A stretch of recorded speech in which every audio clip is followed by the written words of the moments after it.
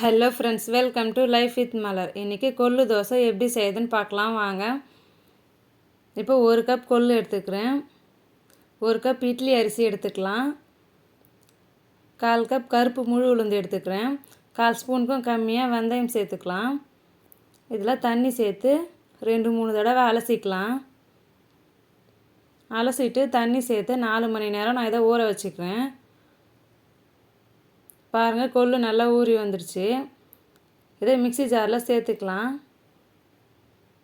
இது கூட 2 காஞ்ச மிளகாய், பெருங்காயத்தூள் சேர்த்துக்கலாம்.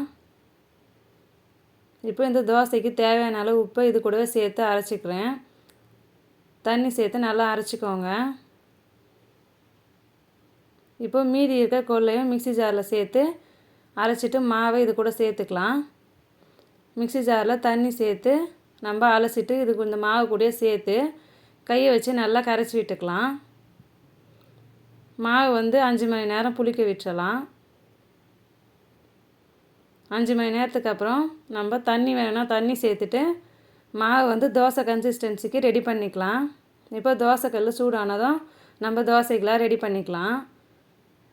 உங்களுக்கு கிறிஸ்பியாக வேணும்னாலும் நல்லா கிறிஸ்பியாக ஊற்றிக்கோங்க. இல்லை மெத்துன்னு வேணும்னாலும் நம்ம மெத்துன்னு ரெடி பண்ணிக்கலாம்.